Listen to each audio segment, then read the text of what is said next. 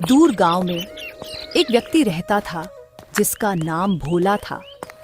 भोला इतना दान पुण्य करने में विश्वास रखता था कि हर कोई उसकी केवल तारीफ ही करता था। भोला के पास भले ही अपने खाने के लिए कुछ न हो, लेकिन वह दान पुण्य करने में कभी पीछे नहीं हटता। भोला लकड़ियां काटने जाता है।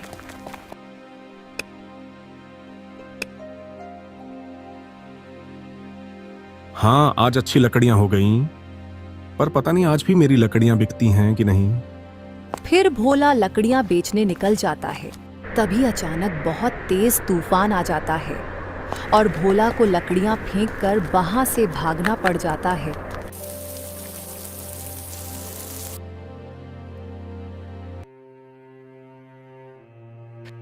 आज भी बिना कुछ खाए ही सो जाता हूँ। जो थोड़ा सा राशन है मैं उसको सुबह बना लूंगा।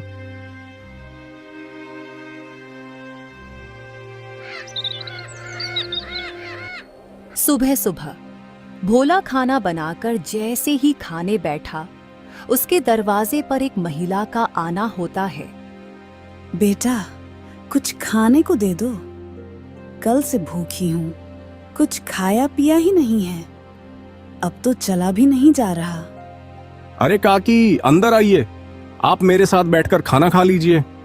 अरे, इतने से खाने से मेरा पेट नहीं भरने वाला। कोई बात नहीं, मैं आगे मांगकर खा लूंगी।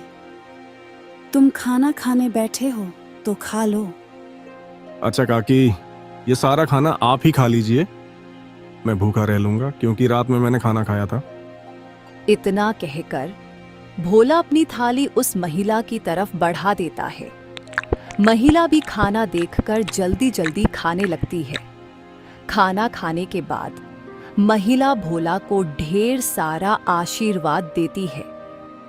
रब तुम्हें हमेशा खुश रखे बेटा। तुमने अपने हिस्से का खाना मुझे खिलाया है। आजकल ऐसे प्यारे लोग मिलते ही कहाँ हैं। तुम्हारा भला हो। इतना कहकर महिला वहां से चली जाती है। लेकिन भोला को भी भूख लगी थी, क्योंकि उसने रात में भी खाना नहीं खाया था। अब वह रसोई में जाकर रसोई में रखे डब्बे को देखने लगता है, जिसमें अन्न का एक दाना भी नहीं था। चलो, कोई काम देखता हूँ। कहीं से खाने पीने का बंदोबस्त तो हो जाएगा। बस उस बेचारी काकी का पेट भर गया। मुझे बहुत सुकून मिल रहा है। भोला घर से निकलता है। तभी उसे गांव का मदन लाल देखकर अपने दोस्त से बोलता, अरे, कब से खेत में मैं अकेले ही काम कर रहा हूं। अभी भोला को बुलाता हूं। तुम देखना वो कैसे मेरी मदद करेगा। उसे तो वैसे भी लोगों की मदद करने का भूत सवार है। खुद भले ही जेब में फूटी कौड़ी ना हो, लेकिन बड़ा दयालु बनता है ये भी। अब मदन लाल भोला को आवाज लगाकर बुलाता है। अरे, क्या हालचाल है भोला भाई? सब ठीक तो है ना? ये खेतों से आ रहे हो क्या? हाँ मदन भाई, खेतों से ही आ रहा हूँ। अरे हाँ, खेत में कल को बीज लगाना है, लेकिन मैं बहुत ज्यादा थक गया हूँ। तुम थोड़ा हाथ बटा देते तो मेरा काम जल्दी हो जाता। अरे क्यों नहीं, चलो चलो, मैं आपके साथ मिलकर खेत में काम करा देता हूँ। बड़ा ही बेवकूफ है और इसे बेवकूफ बनाना भी आसान है। चलो, इसी बहाने मेरी मदद हो जाएगी और थोड़ा आराम भी मिल जाएगा। इतना कहकर मदन लाल भोला से अब बहुत काम करवाता है, लेकिन भोला तो भूखा था। उसे भूख भी बहुत तेज लग रही थी। खेत का काम करने के बाद मदन लाल भोला से कहता है, भोला, तुमने बहुत मदद की। अब मैं चलता हूँ। कई घंटे खेत में काम करने के बाद भोला थक जाता है। अब वह उधार दुकान से राशन लेकर खाना बनाकर खाता है।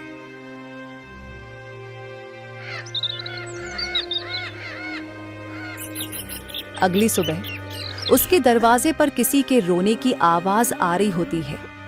भोला नींद में होता है और दरवाजा खोलता है तो देखता है उसका पड़ोसी बीरू अपने बेटे को पीट रहा है। अरे अरे बीरू, तुम अपने बेटे को इस तरह क्यों मार रहे हो? अरे क्यों ना मारूं, मेरा बेटा, मेरी मर्जी। तू कौन होता है बीच में बोलने वाला? देख बीरू, ऐसे सुबह सुबह मारपीट करना सही बात नहीं है। पूरे गांव के लोग इकट्ठा हो रहे हैं। अरे भोला, चुप कर। ज्यादा बोलने की जरूरत नहीं है। आज किसे समझा रहा है इसे? इसे समझाना मतलब अपना सर दीवार पर मारने वाली बात है। जरूर सुबह सुबह बेटे से पैसे मांगने के लिए लड़ा होगा। इसके पास पैसे नहीं होंगे ना, खुद तो कमाता नहीं। वो छोटा बच्चा घर के लिए 2 पैसे कमाते हैं तो उस बच्चे से भी पैसे ले लेता है। चुप कर, ज्यादा बोलने की जरूरत नहीं है बूढ़े। या रब, आजकल के बच्चों को तो अपने से बड़ों से बात करने की तमीज ही नहीं है। अरे मैं तो तेरी माँ की उम्र का हूं और तू है कि मुझसे बदतमीजी से बात कर रहा है। अरे लेकिन मैंने तो नहीं कहा आपको कि मेरे बीच में बोलने के लिए। इतना कहकर बीरू फिर से अपने बेटे को मारता है, लेकिन भोला से यह सब देखा नहीं जाता और वह बीरू का हाथ पकड़ लेता है और उसे एक जोरदार तमाचा लगाता है। ये देखकर सारे गांव वाले चौंक जाते हैं। बिल्कुल ठीक किया, ये इसी के लायक है। अरे अपने बेटे पर हाथ उठाता है और खुद को मर्द समझता है। इसे तो मार मार कर गांव से निकाल देना चाहिए। इसे तो मैं छोड़ूंगा नहीं, मुझे पैसे चाहिए। अगर मुझे शाम तक पैसा नहीं मिला ना तो इसे और भी मारूंगा। फिर देखता हूं इसे कौन बचाने आता है। भोला अपनी जेब से पैसे निकालकर बीरू की ओर फेंकते हुए, अब ये ले पैसे और अब जा यहां से। और अगली बार अगर तूने अपने बेटे पर हाथ उठाया ना तो तुझे थाने में डलवाकर अच्छे से कुटाई करवाऊंगा तेरी, समझा?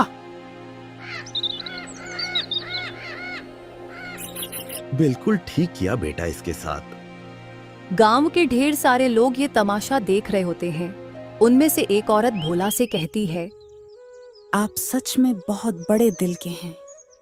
हर किसी की मदद करते हैं, हर किसी का भला चाहते हैं। हम गांव वाले बस आपसे इतना चाहते हैं कि अगला हमारे गांव का प्रधान आप ही बने, न कि वो श्याम लाल। अरे हाँ हाँ, बिल्कुल भोला भाई, गांव का प्रधान बनिए तो गांव में विकास होगा, तरक्की होगी। उस श्याम लाल के पास तो गांव के लोग जाने से भी डरते हैं, और रही उसे कुछ बताने की बात तो कोई भी उसके सामने मुंह नहीं खोल पाता, क्योंकि उसके खिलाफ बोलने वाले को बो जान से मार देता है। भोला हर किसी की हर तरह से मदद करता था, जिस वजह से गांव के लोग भोला को अपना अगला प्रधान बनाने का फैसला करते हैं। अब प्रधान तक यह बात पहुंचती है। प्रधान चौंक उठता है। क्या इस भोला की इतनी हिम्मत? खाने को लाले पड़े हैं लेकिन प्रधान बनने का सपना देख रहा है। इसे तो मैं छोड़ूंगा नहीं। अरे हां मालिक, और तो और गांव वाले कह रहे हैं कि चाहे कुछ भी हो जाए प्रधान तो भोला ही बनेगा। अब आपको ही कुछ करना होगा, वरना भोला आपकी गद्दी लेकर ही मानेगा। प्रधान अब सोच में पड़ जाता है कि वह ऐसा क्या करे जिससे उसके रास्ते का कांटा भोला हमेशा हमेशा के लिए इस गांव से चला जाए।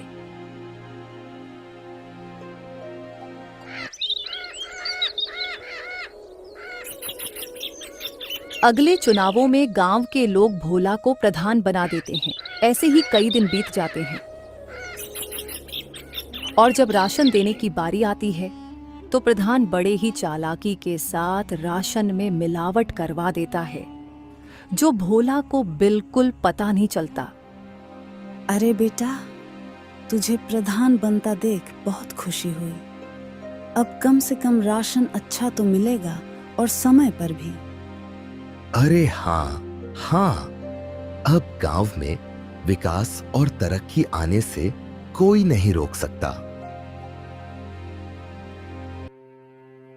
लेकिन कुछ दिनों बाद राशन में मिलावट की बात सामने आती है। गांव वाले भोला से नाराज हो जाते हैं। हमने तुम पर विश्वास करके तुम्हें गांव का प्रधान बनाया और तुमने हमारे साथ ही विश्वासघात किया। भोला बेटा, मुझे तुझसे ये उम्मीद नहीं थी। अरे, राशन में मिलावट करके क्या मिला तुम्हें?